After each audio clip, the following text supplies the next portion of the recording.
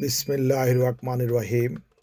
পবিত্র ঈদ উল ফিতর উপলক্ষে আমার প্রিয় ইউনিয়নবাসী সহ দেশ বিদেশে অবস্থানরত সকল মুসলিম উম্মাহকে জানাই আন্তরিক শুভেচ্ছা ও ঈদ মোবারক।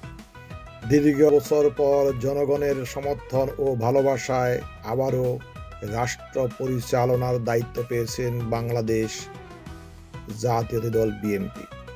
আমরা বিশ্বাস করি এই সরকার মানুষের অধিকার, ন্যায় বিচার এবং মানবতা মূল্যবোধ প্রতিষ্ঠিত করবে।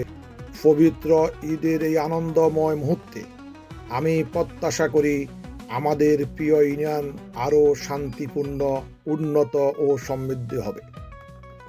আপনাদের সুখে দুঃখে, বিপদে আপদে এবং এলাকার উন্নয়নের প্রতিটি কাজে আমি অতীতের মতো ভবিষ্যতে ইনশাআল্লাহ পাশে থাকতে চাই। 1996 সাল থেকে আমার পথ চলা। আমি এম.এ. করিম, সিনিয়র যুগ্ম আহ্বায়ক, বাংলাদেশ জাতীয় দল 1 নং সিন্দুরপুর ইউনিয়ন। আপনাদের দোয়া ও ভালোবাসা, সহযোগিতা আমার চলার পথের শক্তি।